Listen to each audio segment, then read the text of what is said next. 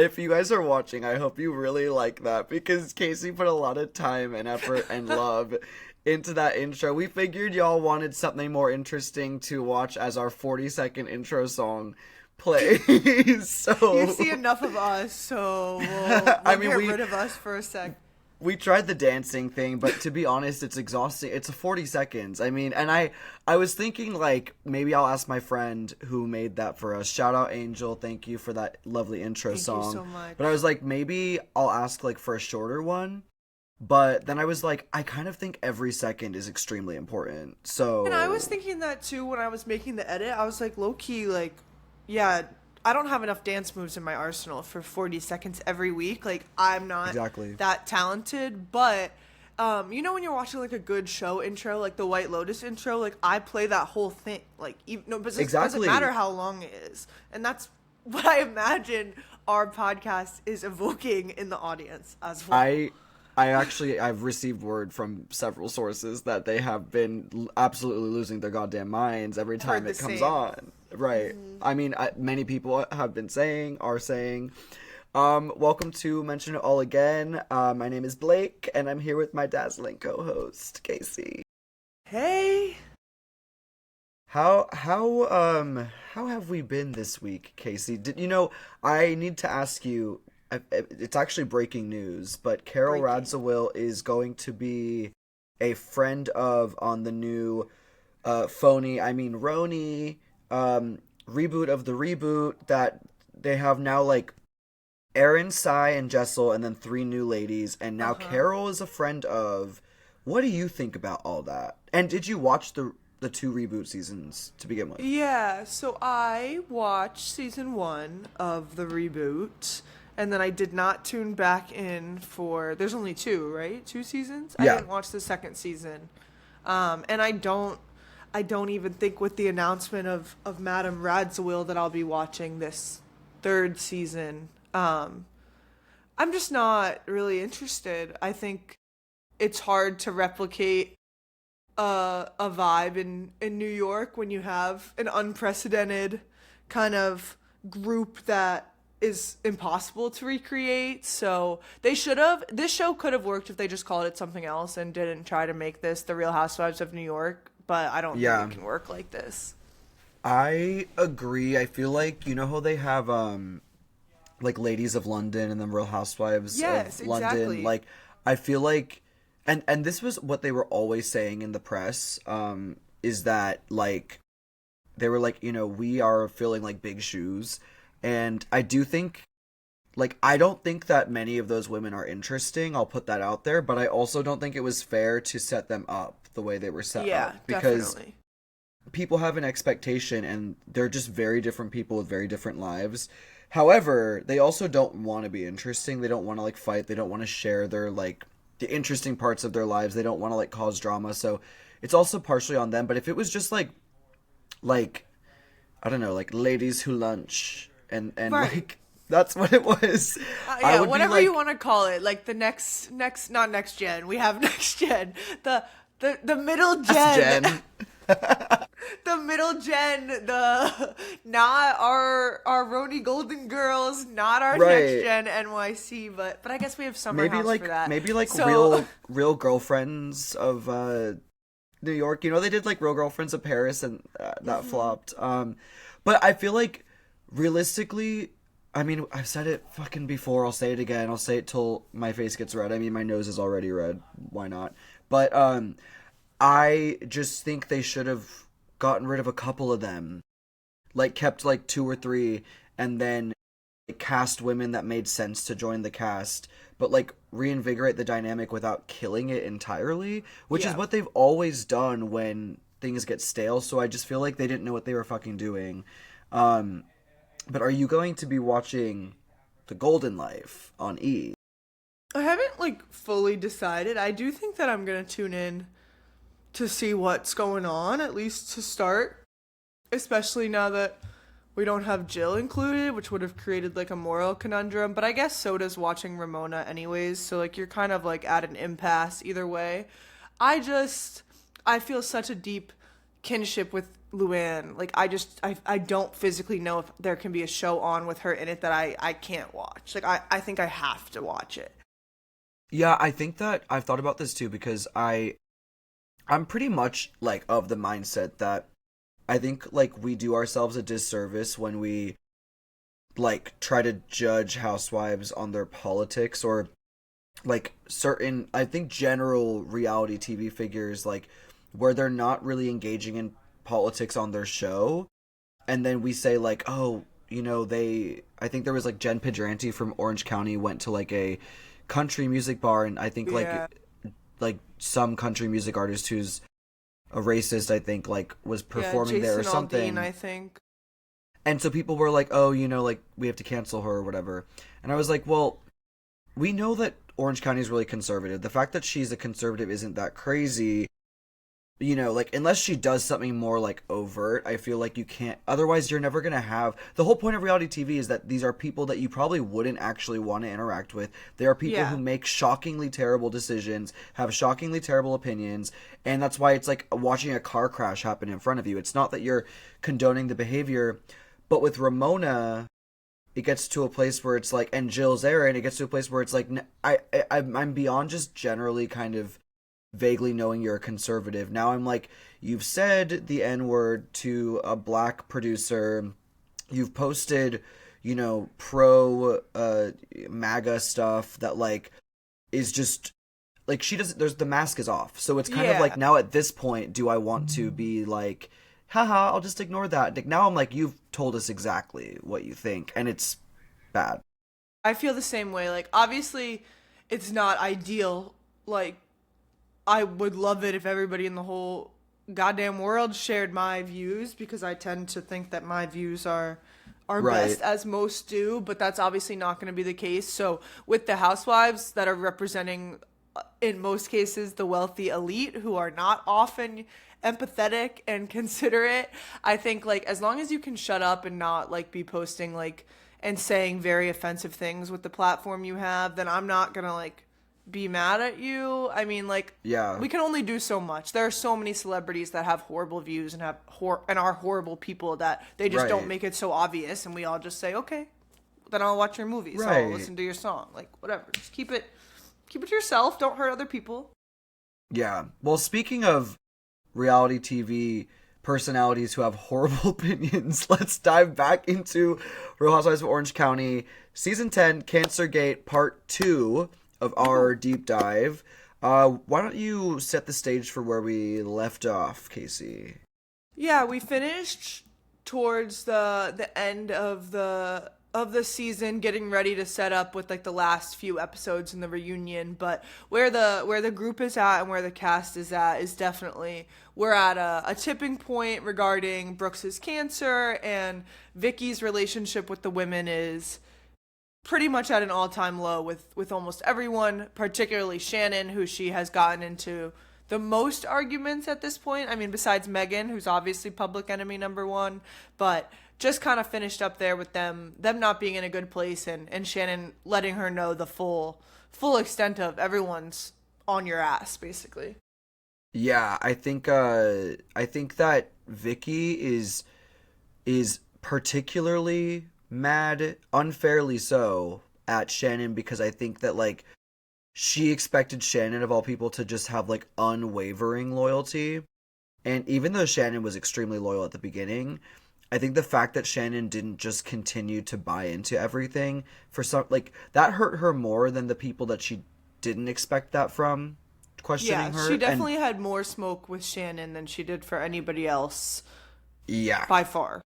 Yeah. And yeah, I mean, I don't think it was fair, and I also think that I mean, well, she admits later in this in the at the reunion that she lied about certain things. So it's like, to be mad at someone for calling you out on your lies that you also know you're lying about. It's like, that's okay. That's a healthy friendship. For accurately assessing the situation at hand. Right. So why don't we get into Lenka, the health coach, and Dr. Zermino? Right. So, like, while things are getting worse, Vicki and Brooks are still continuing to show little bits and pieces. It's almost like they're like saying like, yeah, you can't have our medical records, but you can have this footage of us with Lenka, the health coach, like going to meet a doctor. Like, no, you cannot have proof that I'm in chemo, but here, come record us at this hokey doctor. I mean, sorry, Dr. Zermino, but it doesn't look like a totally reputable establishment. It's not cancer doctor. No. That's the issue. Like, I'm sure they do great acupuncture, but that's not for cancer. Right. So Lenka, who we've seen a couple times throughout the season, Lenka's the blonde, beautiful health coach that is telling Brooks to do coffee enemas and not have Latino bread. But she sets them up a meeting with this doctor, Dr. Zermino, and he is not like Blake said, is not a cancer doctor, is not an oncologist. He's branded as someone who does like a little bit of Western medicine and a little bit more like unconventional practices. I believe actually that his billing, like his name card that they flashed, I think it said health coach and family practitioner, and then they later specified he specializes in detoxifying the body. And Vicki says, they've been really starving Brooks's cancer.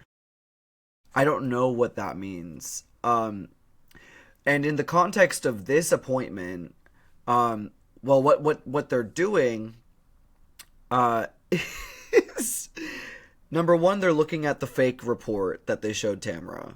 And Vicki and Brooks are both like, can you believe our friends don't think he has cancer? And then the doctor's looking at this report where every letter is part of one entire long word, there's no spaces whatsoever. Just couldn't look more fake. He's like, this cannot lie. Cancer cannot lie. This wouldn't be real if you were lying. It's like, well, that's the point. It's not. It's just simply Dr. not. Zermino, I wish you hadn't said that on camera, because anyone who was thinking about coming to you is no longer thinking about coming to you after that. He's like, yes, this is obvious proof of cancer, y'all. We're good here. And then they're like, well, so this was the part where it was like, wait, what's happening? Because so we're told that he has a blood cancer. That's what whatever the fuck it was, lymphoma something. Yeah. But then now the doctor's pushing in his abdomen, and he's got a 14 centimeter mass in his abdomen, he's feeling him up and stuff. And I'm like, so how does that happen from the blood cancer?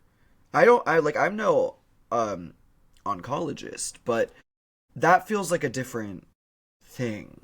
Personally. Yeah, we're getting messy into the details here. I was honestly just most struck by who are these healthcare professionals that are agreeing to be on camera for this man? Again, I can't imagine there was a boom in business for Lenka or Dr. Z. And hey, they're both appearing to still be in business in the Orange County area. If anyone is needing their services, I did a quick little Google search. You can get your first consultation with Coach Lenka for free. So not sponsored. Lenka, just wanted to give you a little plug in there. But yeah, it looks like they've made it through the Brooks scam, even though, yeah, both of them don't look so great with this footage. Well, if you think about the fact that Shannon has Dr. Moon, who is always doing some, yeah, it's Eastern medicine, and I'm sure that actually works for conditions that aren't cancer. But I feel Orange County, white women especially, are oh, give it to me.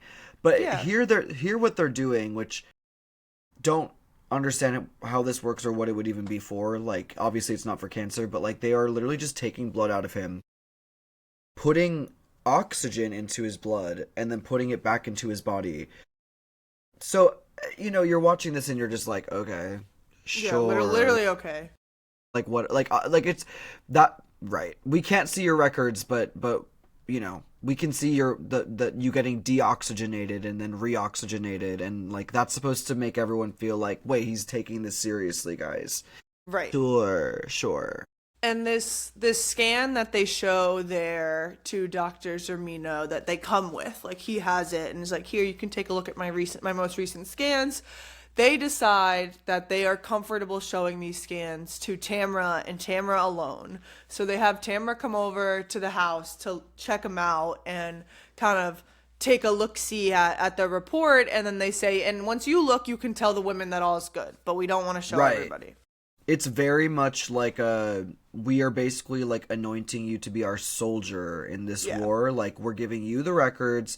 You know, they say it's because Tamara is Vicky's oldest friend. It doesn't really make sense though, because just show the record to everyone. Why? Like, right. And they clocked this. Like, I'm pretty sure they either now or later suggest that there was something a little off about them choosing one person, which obviously that's off because why would you not just share it with everybody? But Shannon knows all these other doctors. Heather's husband is a doctor. Megan King Edmonds has been spending her every waking hour researching this cause. So you have to imagine there's a reason they choose Tamara, who has been actually the most low-key about the whole thing to Vicky's face and really behind her back, honestly, before Shannon got pissed off. So it kind of seems like maybe they're choosing Tamara because they're expecting the path of least resistance with Tamara. And when she is looking at the record, this is like it's like, I feel like every single step of this process, it's like, okay, fine, you know, we'll show you the record, and then they show the record, and it's like, all right, I can tell you 5 things that are going on here that make this seem forged, and we have... Okay.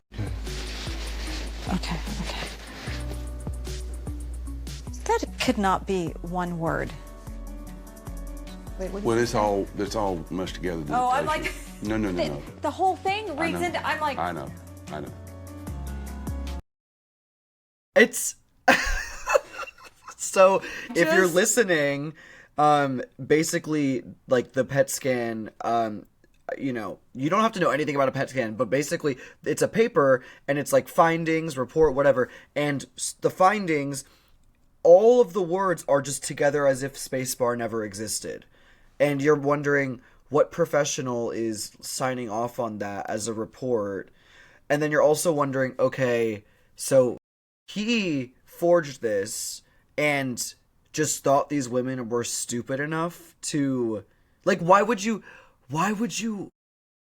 not figure out how to format this on Microsoft Word? Right, and we've asked this question before, you and I, because if you're gonna lie about having cancer, why not tighten up the screws a little bit before you start handing out your documents? Like, oh, maybe before I show this, I should just make sure that every word has a space in between it. Right. It feels like a basic level of like, that'll probably help my case, like if I want them to believe this. But no, it's definitely like one of the foundational elements of communication they teach you very early on when you're, you know, first learning in kindergarten how to read and write. They definitely tell you, hey, so words have to be separated. Otherwise, it doesn't look like a word. But for some reason, he's like, no, we're good here, I think. And, you know, he tells her, like, oh, yeah, no. Like, of course, it is weird. It's all smushed together. There was, you know, he doesn't even, like, say there was a printing error. He's just like, no. That's just, it's just how it is. Like, right. And Tamara's like, alrighty, why are you only showing this to me? Like, why not have everyone here? And she's right. And also, like, this is on camera. Why not have everybody there anyways? Because everyone's gonna see it. It wasn't like it was an off-camera meeting. Like, why? It just doesn't make any sense. Okay, that's a good point, actually, because I feel like there are times just generally in Housewives where they will be acting like something is a secret or something is like a clandestine meeting or something, and I'm like, you know, this is gonna air eventually. I think the same thing in this season. We'll get to it in a bit, but Shannon gets mad at Vicki telling someone, like, about her, what she's going through in her marriage. And I'm like, but you revealed it on this season. Like, it's about to go nationwide anyways. Like, it's just, it doesn't really, I think they, like, forget. It feels like a weird, like, dissonance. It feels like a game. You know you're on the show. Like, yeah, I don't really understand it either. And it almost feels like it's like, okay, we obviously need, like, to keep up the charade, and obviously we need to have, like, natural reactions to things. So, like, let's pretend like you are just going behind my back, even though we all know this is literally being filmed. Like, it's we can have a conversation about this, like, on a different episode. I think it's so interesting to think about the psychology of filming a show that's supposed to be simulating real relationships, but there's so many elements to it that just aren't, and that affects how you think about things. Yeah. I think it'd be so interesting to do like an analysis on that with like an episode that makes sense. But anyway, moving the fuck We digress. along. Yeah. But before we get to like, there's another group event that they get to right after this where we have some key moments into where the story goes. But one thing I did want to see if you also were interested in, there's like a cut scene. It's probably not more than like a minute or so, but Brooks is taking his daily medicine, and he says 40 plus pills daily. Like, he verbatim says, I take 40 plus pills daily. And they have this little like dish sitting on their dining room table that has like probably 20 plus pills on it, and Brooks is asking Vicki, can you come sit with me while I take my pills? And what is going on? Why do you have all these unnamed pills just on a petri dish on your counter? And Right. is that correct? I don't know anyone who's ever taken that many pills in my lifetime. Like, he's just taking like vitamin B from the It's grocery all store vitamins. and acting That's what I was like gonna it's say. like acting like it's actual medicine. It's all like, if you look at the capsule, it's all like powdery, like bullshit, like unmarked. It doesn't have that like pharmaceutical like white and green or like white and red. And I'm like, he's fully just taking like magnesia milk or something bullshit like that, and he's like, this is supposed to, this, you know what this does, it actually pile drives the cancer inside of my gut. And it's like, who told you? Like, you are literally making that up. Like, You know, it's like when you're sick and you just start throwing anything at the body to see if it'll help. Yep. You're like, oh Chicken my god, noodle orange juice, soup, zinc, like, vitamin emergency. C. Yeah, that's like, what he's doing with this. Everything He's in like, the fucking cabinet. But I'm sorry, also, it's like just because, like, again, 40, okay, like he's like that's like what a child would think about, like, how to solve cancer is like as much as you can put in your body. If I were him, I would just be fully forging like chemo capsules or whatever the fuck you're supposed to take, Right, I'd be and making it Googling look real. what is medicine for cancer patient? I'd Google Right. the top hit. I'd look up what color it is. I'd get that pill and be like, here it is, y'all. Like, curing myself, even though I don't even think that's a thing with the pill, like, whatever. Well, anyway, we don't know, Yeah. but it was just like, and Vicky's gagging, she hates pills, which, like, you know, good luck, you're dating a man who takes 40 of them. But yeah, I did notice that, and I for sure, because I don't take 40, but I do take vitamins in the morning, and like they all like they don't look like medicine, you know what I mean? Like that's not medicine. That's my professional opinion. But moving along to, this was so Heather, one of her side quests this season is that she and Terry are, it's like a skincare line, I think, like an anti-aging skincare line they're doing. Marketing like some type of face stuff or like cream or something. Heather for like randomly dipped middle-aged her toe women. in the like QVC housewife kind of like crossover hosting thing. So they're like hosting a QVC segment for their product, she and Terry. And the women, Megan, Shannon, and Tamara, get together to watch their friends hawk her products.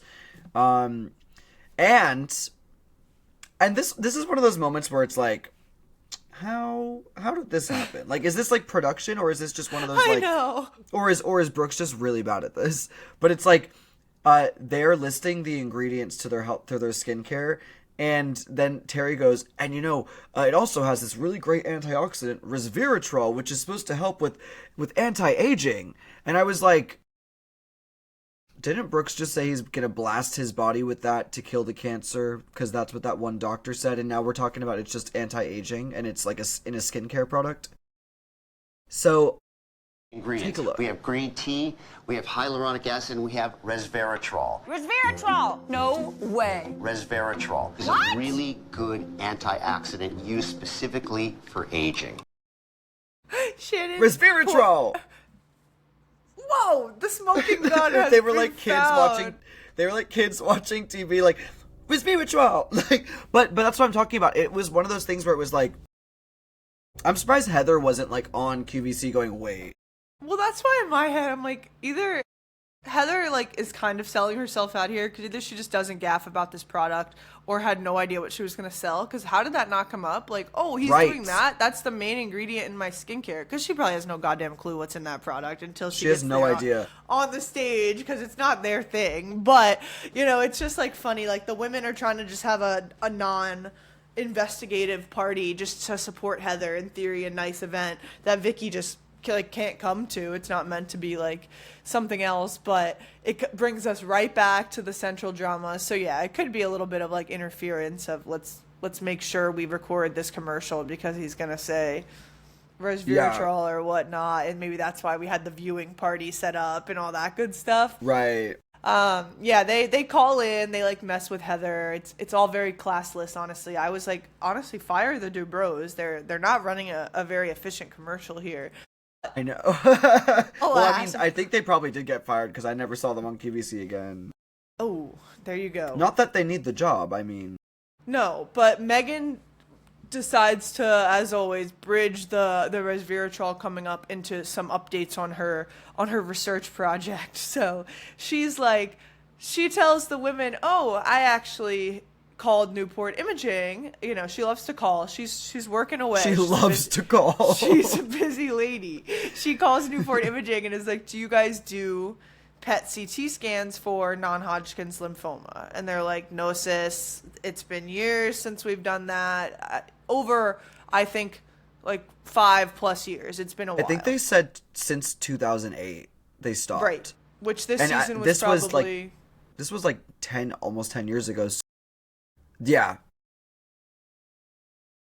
Yeah, like 8, 7, that was... It's been a really long time. Too long for there to be a lingering scan that he would have gotten.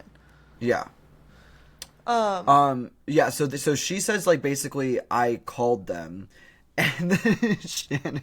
I am blown away. I'm freaking blown away. She's doing some research. Clearly, a lot of research. It's like, wow, you're getting some information that's not adding up. So I don't... It's all just a big old... It's a lot of research. You're getting a lot of research that's not adding up, and she does her like ninja, like fruit ninja hands, where she's like, it's all, and it's going, and I don't know what to, and it's like, but honestly, like, that's the crazy thing is even Megan King Edmonds saying, I called Newport Imaging, they don't do that type of scan that Brooks tried to show Tamara, because that's how it came up, because Tamara was like, I saw the scan, and it was kind of weird, and then Megan was like, they don't even fucking do that kind of scan. Which is funny, because I'm like, how did she know to call and ask that? Yeah, it's a lot. She's, as always, doing a lot. She's doing a lot, but thank God for it, you know, thank God. But anyway, yeah, so they don't do that, and I guess they had said, I don't know. Whatever. Basically, they don't do it anymore, and that's what I was going to say is it's crazy because Vicki was so mad at Shannon for not defending her. Even at this point, when Megan is like, I called them, and they said they don't do that, which is like, okay, that is like, you're caught red-handed. Yeah. Shannon is still like, things aren't making sense. I'm not sure. It's a lot for me to... She's, like, not willing to just be like, they're lying, you know? And Vicki has the audacity to be, like, the most upset with Shannon. She is trying to spin all of this somehow to be in their favor. Like, she's not ready to jump ship yet. So, Vicki. It's sad, honestly. Because, like, you can see Shannon trying to hold on to like any type of like defense or moment that she can use to say Vicki doesn't know about this or this is wrong, you know, the women are wrong. And not only does she not find that evidence because they're right, but Vicki doesn't give her any grace, gives her all the anger. It's almost like she like directs her anger at the whole situation mostly onto Shannon rather than anybody else. And Shannon says this, like, at the party. That's kind of how we, like, leave it, you know, at the QVC viewing party. Shannon's bothered that Vicki didn't show the documents to her and ask her to be their advocate to the group, considering that Shannon has been that the entire time. She seems like I should get the nod of the special document reader, Yeah. but she doesn't, so she's annoyed. And I think rightfully so. I would definitely be annoyed. But then that's when they all kind of realize, like, we think that you showed it to Tamara because Tamara doesn't know how to read medical records. Heather's husband is a doctor. Shannon goes to get CAT scans all the time, apparently, Right.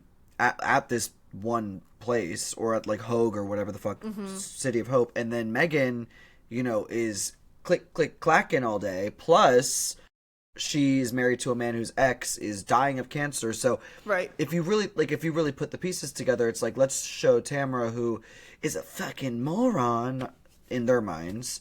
I think Tamara's a smart woman, for the record. Moving on. So Yeah.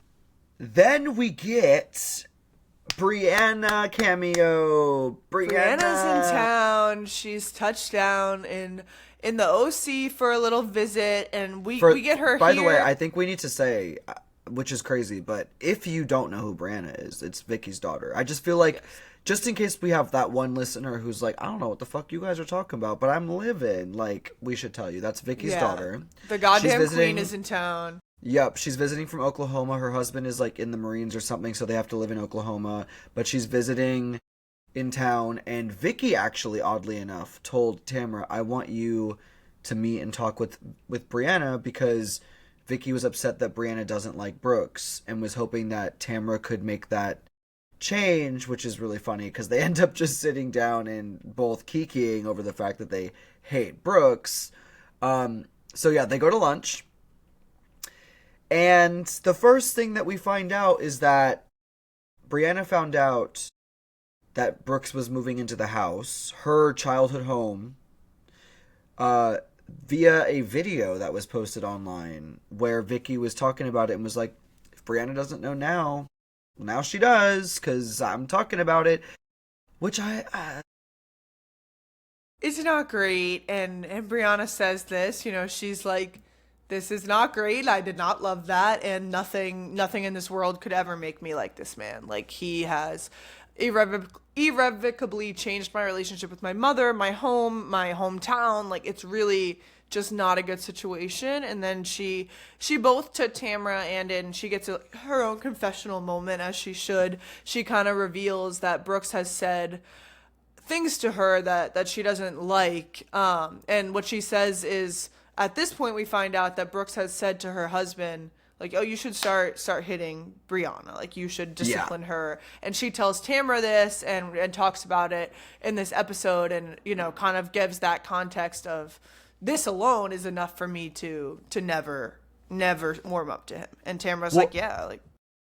And also, Brianna has children, like, very, very, very young children. So she, like, the fact that she came to visit, she's staying in the house, means that, like, she's avoiding Brooks. Like, they don't ever hang out. She hates him. She's not comfortable with him around her children. Fair enough, because we also, we find that about at the reunion. We'll get into that later. But he just, so, like, basically Brianna's just like, I fucking hate that guy. There's a flashback of her in a previous episode where Vicky's visiting her in Oklahoma. And she's quoted as saying, he has no car, he has no house, he has no job, he has no nothing. Who the fuck is this guy? Right, and you know which is what I said. Which is what you said. And you also added no cancer. And it's like, you don't even have the thing that's supposed to make people sympathetic for you, sir. Respectfully. Come on. So, yeah, she doesn't want her children around him. She does not fuck with him. We find out that... So Tamara tells Brianna, like, I saw this record that seemed weird, and Brianna is a nurse. That's important context. She's an emergency room nurse. And if you remember from our last episode, Brianna, at the very beginning of the season, we found out she never thought he had cancer because that's not what a cancer patient looks like or acts like. So we find out here that Brooks had apparently claimed to have pancreatic cancer, like, early on when Brianna met him, when they started like dating. originally, like one of his first bouts of Yes. cancer. Which, okay, another loop in this is that apparently Brooks said he had cancer a while back when Vicky was still with Dawn. And Vicky was like, I think I need to break up with Dawn, this guy that I had a missed connection with, who I really feel like I need to explore that with, has cancer. So I feel like I want to like explore that.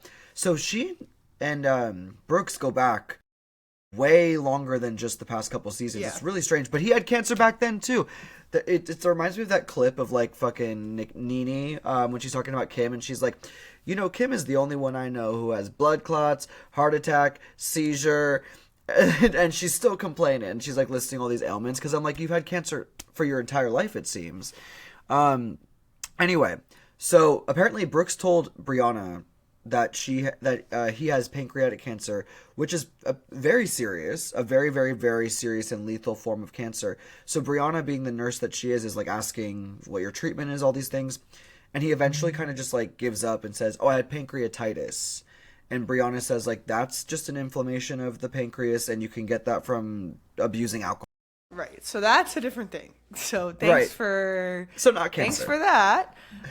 So like this lunch is important because we get to see Brianna's had her own journey of a bad relationship with Brooks, not only with the cancer, ignoring the cancer, she's had a bad relationship with this man, and then you add in stuff that he'd said to her, and so she has her own reservations too.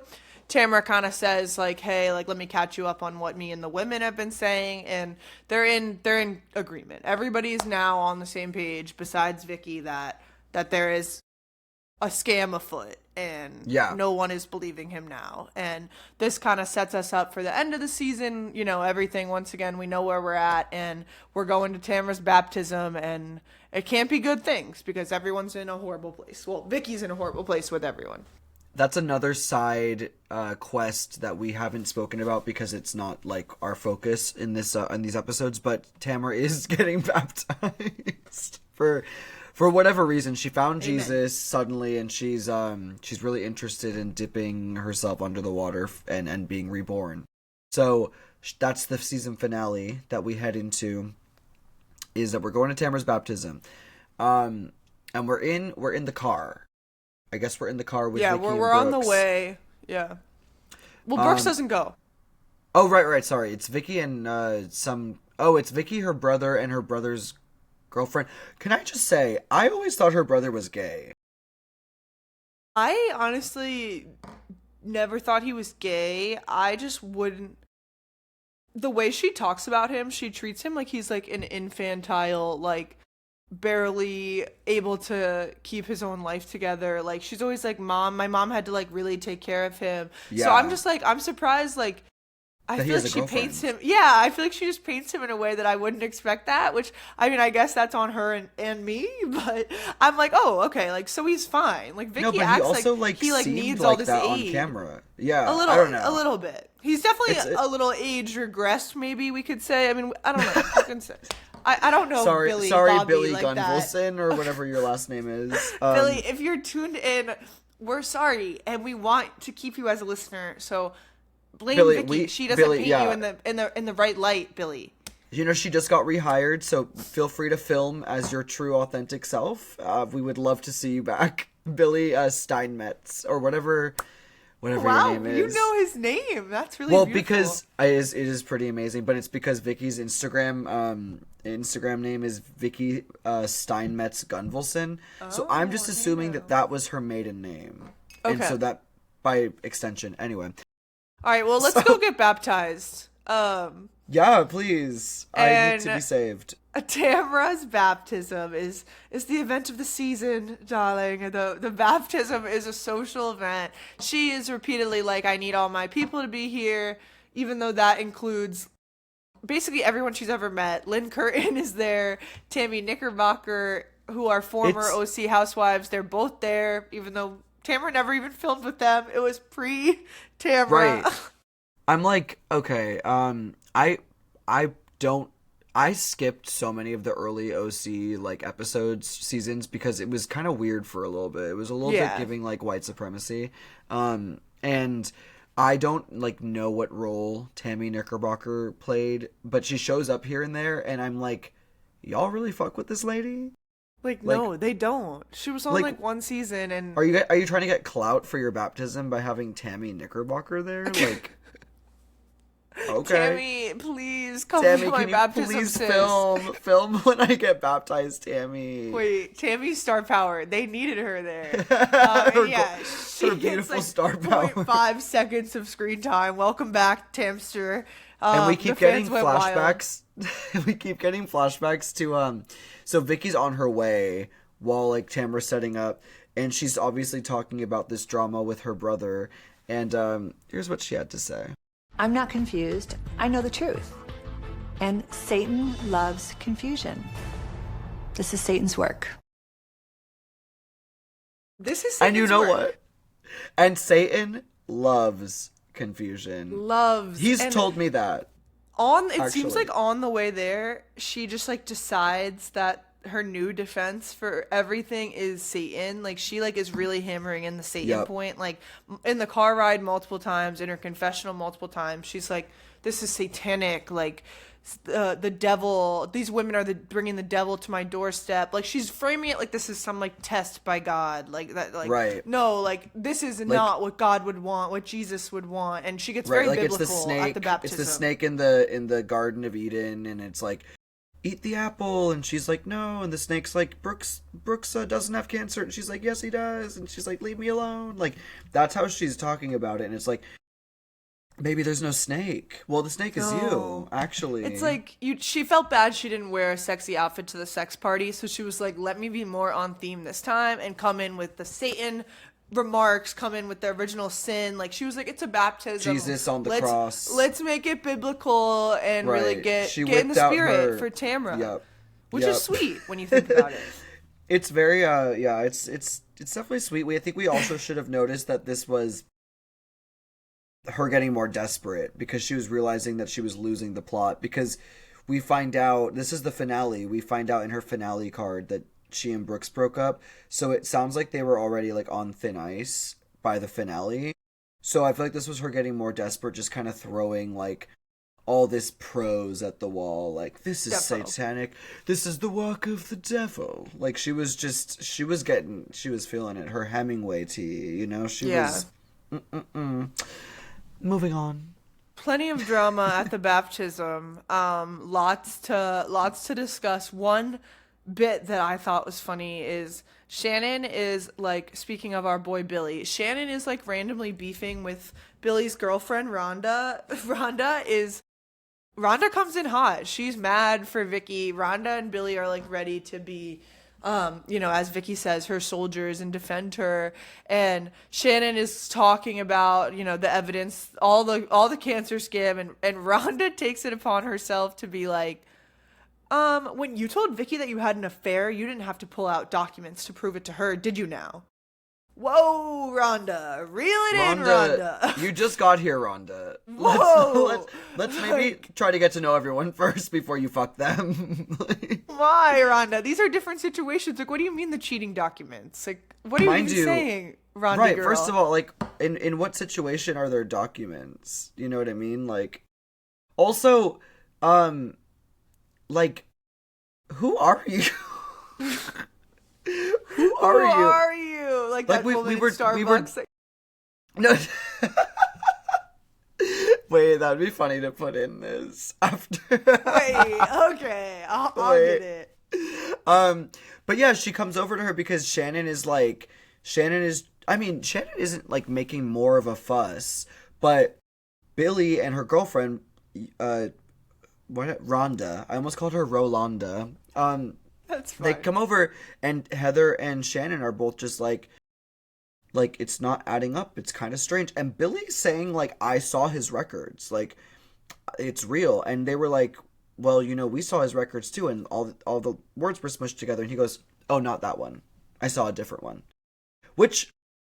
So he obviously doesn't have cancer. So is it that easy to convince like these people, like Vicki and Vicki's brother and Rhonda, to just like go on the attack? Like no one's gonna be like, that's too much for me. No, Like, Billy is adamant at this event. He's like, guys, like Brooks really has cancer. We really believe him. And the girls are not even having this from Billy. They're like, Billy is performing her political agenda. Like, they were told what to say and to kind of come in and be the messenger of, like, Brooks has cancer, and we can confirm that, which is definitely true. And Vicki is trying not to talk to the women for most of the party, so she's like mingling, which she loves to do. And Billy and Rhonda are fighting the good fight for her. But Shannon Heather gets so incensed about that, and then we have Heather, who's also mad about something, and that's how we kind of get everybody together, if you want. Yeah, so Shannon is mad because she's like, you know, Vicki put Rhonda up to this. She told her my business, which she wasn't supposed to do, and then unleashed her at this baptism. But Heather, this was crazy. Heather says basically that Vicki told Shannon a story that Brooks was really sick in the middle of the night, and Vicki said, let's call Terry Dubrow, like, and see what he has to say. They called Terry. He got Brooks an IV in the middle of the night and nursed him back to health. And so this story is getting around the group, and Heather hears it and she goes, well, that's my husband, so I know that didn't happen. But why is she saying this? Like, that's just a lie. So she confronts Vicki, and Vicki literally is like, that I didn't say that. Like, that's not true. And she's like, well, then why are people saying this? Like, who said that? Like, who else would have made that up if you weren't the one who made that up? Which is like, obviously these people don't have their story straight. Vicki and Brooks have been saying different things the whole season. However, you called up Shannon and told her that. I don't think that I would get that story wrong. You know what I mean? Like, how do you fuck that story up? Right. To such a degree. And it's like, also, if you are actively lying about that, you are in a friend group with the wife of the man you are talking about. Right. It's another one of those question marks. Why did you think that this was a good step in the direction that you're going? Vicki, in your lying even if journey. you're believing him about his cancer, even if you're just making this up, you know, for whatever reason, like, again, why not pick a lie that isn't so easily debunked? Refutable. Like, there's not a lot of critical thinking going on between Vicki and Brooks. The Latino bread is eating their Really brains over at the Coto de Casa mansion, because it's not a good scam, it's not a good lie. It's like a D- at best. It's just two dumb bitches telling each other exactly at this point. For real. So Brooks isn't there. Vicki's like, I'm meeting him at another party. I don't want to deal with this. She leaves. Then everyone, you know, corners her in the front of the establishment, trying to get her to stay.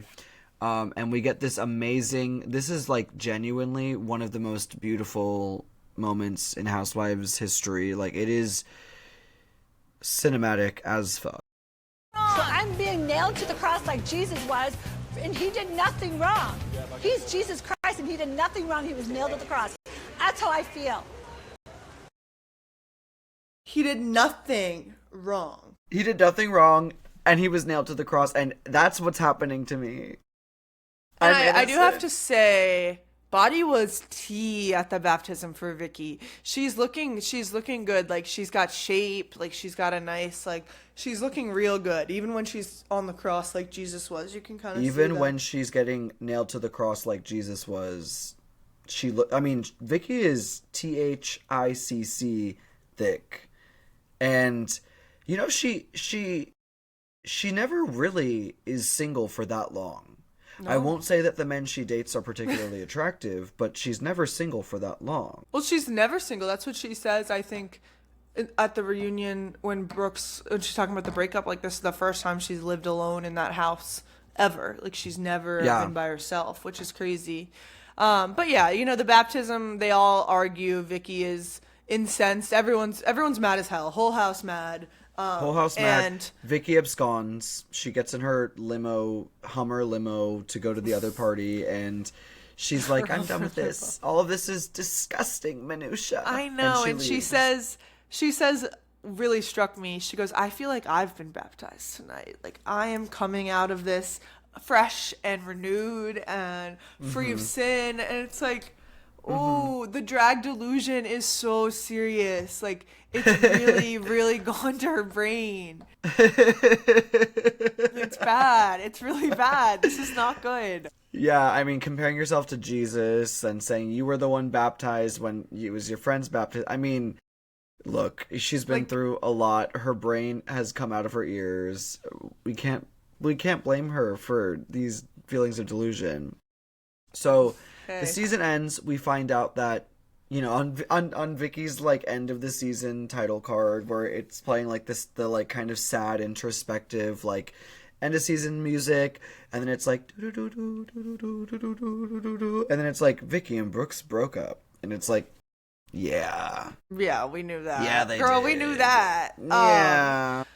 They break up. They like purposefully, we go to the reunion, and they purposefully kind of ignore the Brooks stuff all through like part 1, almost all through part 2, until we bring on towards the middle to the end of part 2 of the reunion. We bring Brianna out.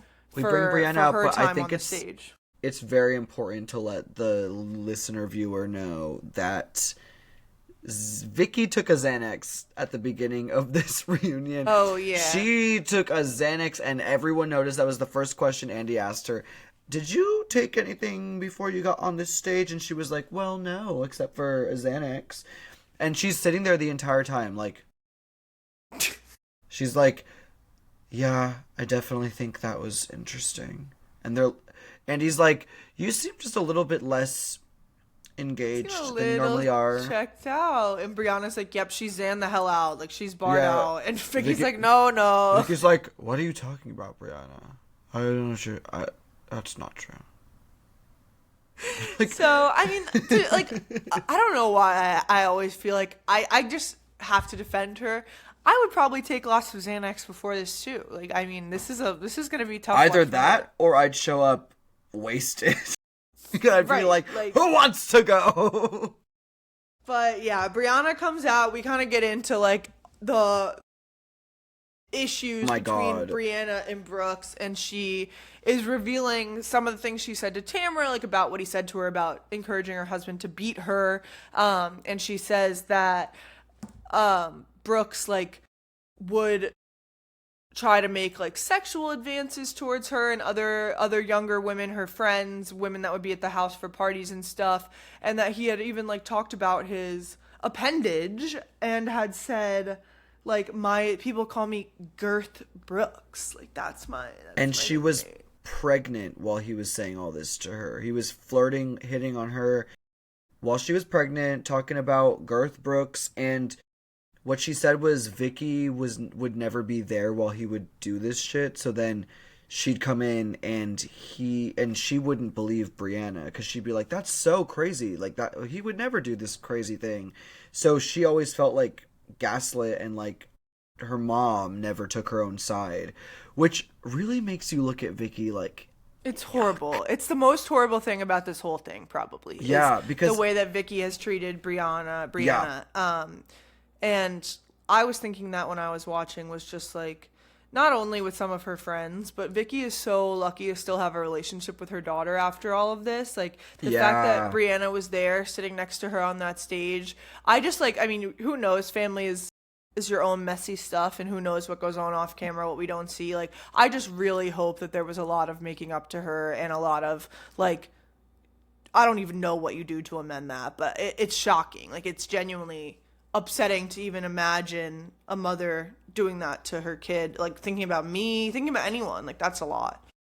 Yeah, I think that, I mean, she had to have literally been like, because like this entire relationship, she put Brooks first, and it wasn't even like, I'm putting him first because I'm later in life and I don't have anybody and you have your family. Like, she fully was condoning and explaining away the most reprehensible behavior, like your husband should, you know, hit you more, and flirting with your daughter when she and then Vicky even said something like well, he wouldn't be interested in you. Are you insane? That's your response? No, it's fucking weird. Anyway, so Brooks apparently had a scheduling conflict with the reunion. That's his line, and he's sticking with it. He had a scheduling conflict, and he couldn't be at the reunion, but he did manage to find time to fly to New York and sit down with Andy Cohen for a Watch What Happens Live style interview where he opined on the season. And really, just obviously a horrible person. Nothing new, though. Like, no. I didn't think anything he said... Like, it's kind of giving that Sydney Sweeney interview from this year where, like, she's just kind of, like, saying nothing at all. Like, where the interviewer's like, can you disavow white supremacy? And Sydney's, my beliefs are very evident, and you should always know what I believe. Brooks is kind of doing that around everything. Like, he's like, he's talking out of his ass. He's gaslighting Andy now. The main things that he says are really, like, the women in Brianna caused our breakup. He said Brianna lied about Vicki's family not accepting him, and that Brianna was trying to manipulate Vicki. He accuses Brianna of leaning on Vicki financially, and that's part of the reason that she didn't like him, because she wanted Vicki's money. And Brianna's, like, I literally make 6 figures. My mortgage is, like, extremely cheap. I think I'm good. She lives in Oklahoma. She lives in Oklahoma. It's $5 to buy a house. But I think that also it's like, okay, your argument is that Vicki's own daughter should be supported financially by Vicki instead of me, this random man. Like, that's not really sympathetic, that's sir. Her daughter. Right. And then Brianna literally looks at the screen and goes, oh, fuck off. Like, she's like, fuck you, you're fucking annoying. And then, because Brooks was saying that Vicki's mom, and Vicki was saying that Vicki's mom approved of Brooks, Brianna was like, I spoke to her the day before she died, and she said she hated Brooks. She thought he was going to take Vicki's money, and he apparently would speak about her genitalia in front of family members. Which is like, you are disgusting. Like, that's and if you think about it, if Vicki had, justifiably picked up on red flags, or even if she didn't and she just listened to Brianna and trusted her, the whole cancer scam would have never even happened, because Vicki wouldn't have been with Brooks. Her reputation wouldn't have suffered. Her relationship with her friends wouldn't have suffered. So ignoring everything, we could have never had... This podcast episode would have never even existed if Vicki had listened to Brianna.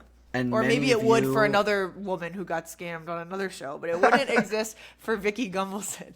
And many of you would be crying in your rooms alone and sad because you couldn't listen to this episode of this podcast. Thank you, Vicki. Thanks, Vicki, for giving us something to talk about. So Heather has a really fun line. She says, like, talking about, like, why you didn't go to Shannon's doctor. She's like, you keep bringing all these non-collegists out. Why didn't you talk to a real doctor? Which... I'm sorry, she thought she ate with that. She was at home with Terry, like, wait, Terry, and what if then I say non-colleges? Wait, it's on colleges if I said non? No, she definitely came in ready, and her fucking bangs, she was ready. Wait, was this the season with the bangs? Did I just make that up? No, okay, I was just gonna let you hallucinate the bang in this scene. This is not the bang one. Whenever I picture Heather Dubrow... Whenever I picture her at a reunion, like, regardless, it's just the same Heather Dubrow with the bangs. With the bang, I know the one. Yeah. It's that's the only way she shows up for a reunion in my mind. But so they talk about, Vicki for some reason is still saying, like, I don't have proof that he doesn't have cancer. Like, she's like, I do still think he had cancer. I don't have proof he doesn't have cancer. And then Shannon, she goes, I do. This is my report from Newport Imaging. This is what a report for a CAT scan looks like at Newport Imaging.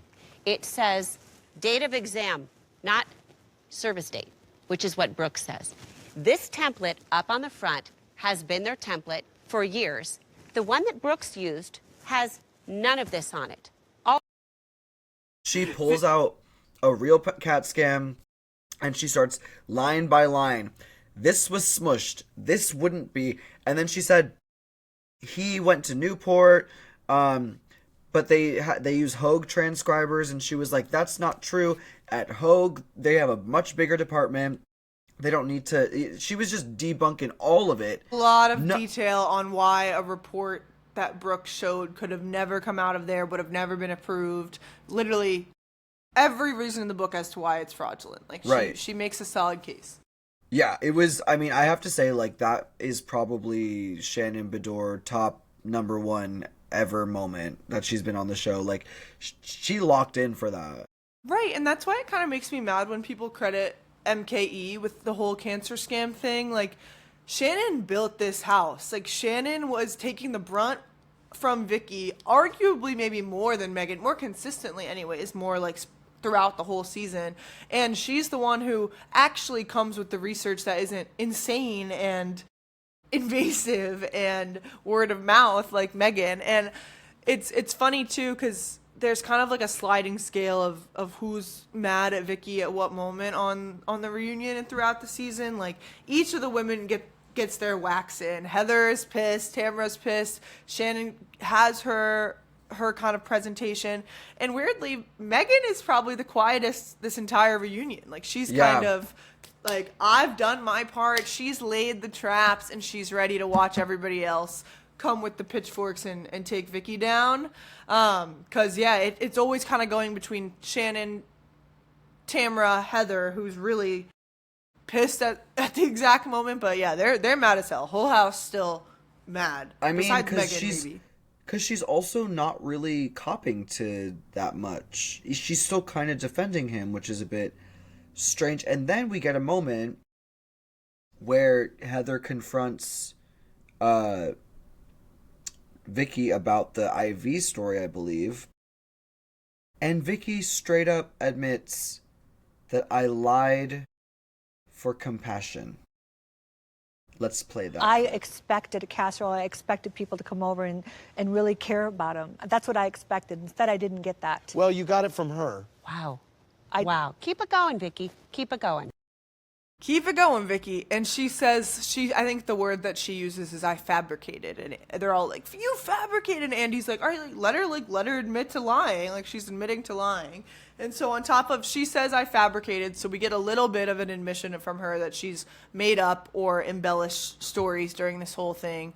And she says, they're all getting, like you said, annoyed that she's dancing around it. And somebody goes like, just answer yes or no. Like, what does your gut say right now? Do you really think he has cancer? And Vicki says, no, I don't think he has it. Like, my gut is saying no. And this is the first time she says this. Everyone seems at least a little bit like, okay, like, at least she does understand that, like, but this was after the past two parts of the reunion that she said, I think he still has cancer. I know. Well, she said her gut. She said, like, I have no proof, so she didn't want to fully say it because she hasn't. But it kind of feels like when Karen was like, I didn't get my boobs reduced, and then when she was like, when you get older and you have to, like, take your implants out, and Andy was like, so you did get them reduced, and she was like, yeah, and he was like, didn't you just, like, it's the same thing here where it's like, you were just semantics. It's semantics, it is semantics, and I think also just, like, being berated for however long they do these reunions, eventually she was like, you know what, you're probably right. That's probably true. And Andy says again to her, like,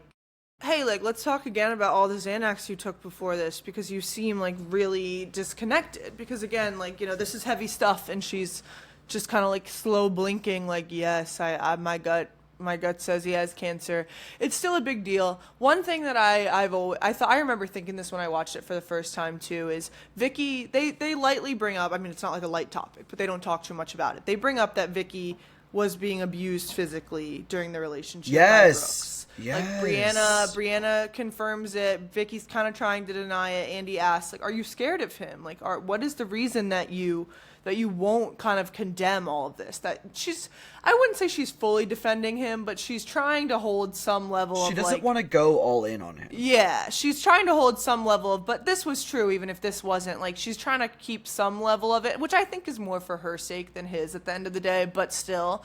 So Brianna says, like, she'd seen him, like, physically shaking her, like, to the point that, like, her head was moving back and forth, like lollygagging back and forth, basically, or among a few other events. And she says, if this is what I've seen, who knows what goes on in private. And the women totally skip over this. Like, the women say nothing. Like, it's really a conversation between Brianna, Andy, and Vicki, and nobody really says anything. And then Vicki says also there was a ton of verbal abuse. Like, Vicki says, no, it wasn't really physical, but it was a lot of verbal. And I find that a little sad. I think that I understand it was a very tough situation, and Vicki is not innocent and has her own share of blame in the matter. But for me, I heard that and I thought, it does. I do find it odd that there isn't even a shred of compassion for her, that she's clearly been, like, her mind has been so altered in this relationship that if this is something that she really can't see, like, you have to feel a little bit bad for your friend. Like they kept saying, like, this is a very smart woman. Like, it's sad that this situation has caught her up in it. Like, so I think I just feel a little bit like, at a point, I wish there was an acknowledgement of that. Like, and I understand that they have their wounds and they needed to air those out rather than give Vicki sympathy, because that's not the point of this, and that's not like what you can expect after doing all of that. But I found it interesting. In a coercive relationship. Like, it's not her. It might be frustrating, but it's not her 100% own volition that she is caping for him and covering up, and like there's an aspect of it that is, and I think she did say she is scared of him. She nodded. The moment is, he says, "Are you scared of him?" And there's like a silence, and Vicki kind of like very subtly nods her head, yes. And that's when Andy says, like, has he hurt you, or you know, what is it? And Brianna answers and says 100% he has physically abused her, because Vicki was starting to be like, no, he's never physically, and Brianna was like, no, he has. And they even said, Brianna said specifically, like, the night before the reunion, they were sharing a hotel room, Vicki and Brianna, and they, like, split a bottle of wine. They were kikiing like girls. And Vicki was, like, showing Brianna that he's still blowing her phone up, saying, like, you're useless, you're nothing without me, like, fucking going in on her. And Brianna made a good point. Like, I saw him shake you violently in front of a party of, like, 15 people. So what's he doing behind closed doors? You know, like, I think that if we're going to try to, you know, as we conclude this episode, I think if we're going to try to figure out or pinpoint exactly what would compel someone like Vicki to go along with such a clear scam, you know, it's a complex situation. I think that she's terrified of being alone. I think that Brooks is very charismatic, you know, to a certain demographic of woman. And I think that he was abusive. And if you look at it through that lens, it makes a lot more sense why she would be so, like, his warrior. Because right. And there's a lot wrapped up in this, too, beyond all of what you just said. It's also her own insecurities, her own relationship with how she is codependent. She doesn't like to be alone. Like, there's a lot going on behind Vicki's psyche that I think wraps her up into this, but it is, in a large part, it's sad. It's like this has been something that really affected her life for a long period of time and damaged her life and her relationships. So it's good fun to laugh at for us and, like, to look at how crazy it was, but ultimately it's another example of a woman who gets duped so bad by a man that their entire worldview changes. It's a scary thing. It happens to all of us. When you put it that way, it does happen to all of us. You have to, you know, my hope for everyone listening, if you are into men, even if you are, I mean, whoever you're into, but predominantly if you're into men, don't wait. Not wait. I'm not saying she intentionally waited, but try to figure out how to be discerning about the partners you pick, and try to be able to have pinpoint firm boundaries. Yeah, firm boundaries, and try to be able to identify red flags quickly. And, you know, I would say 2 strikes and you're out. I think 3 strikes is a little crazy. I think 2 red flags and we're gonna pack it up. And I agree. And if you're making a list of non-negotiables tonight for your future romantic endeavors, maybe just add at the end, if my man will not show me his PET scan when he has non-Hodgkin's lymphoma, I will leave him. If my man is blasting his body with resveratrol instead of chemotherapy, I will leave him immediately. And you will remember this morning. Hits on my pregnant daughter, I will leave him. Can I get an amen? Can I get an amen? I guess we could just start there. Honestly, if we start from day dot, if your man needs you to pay for his teeth transplant reconstruction surgery, leave him. Yeah, yes, ladies. everyone, amen. Am I right? All right, well, Casey, why don't we end with, why don't you tell the viewer/listener, I don't know, we need to figure out a name for that, because it's really clunky to say viewer/listener, but... I know, you're so thoughtful of them. I'm trying to be inclusive, but why don't you tell the audience, that's probably better, where are we going next week? There was an Easter egg as to where we're going next week. Carefully, strategically placed at the beginning of this at the beginning of this episode, and we will be going to New York City, baby, to go back to our friend Carol. So we'll be looking at season 10 of New York City and diving into the feuds, the fights, the falls.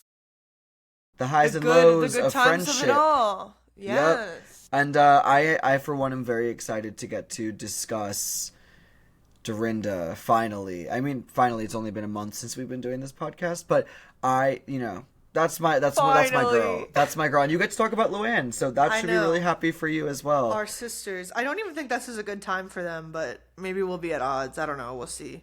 No, we're going to have to be, like, in court litigating this against each other, but you know what? I'm ready to put my barrister wig on. I'm ready to put my cloak on. Okay. Because I'm sorry. I live and die for Dorinda. Whatever. We'll just ignore that. Luanatics, tune in next week. And we will absolutely take Blake down. All right. We'll see you next week, y'all. Peace. Bye.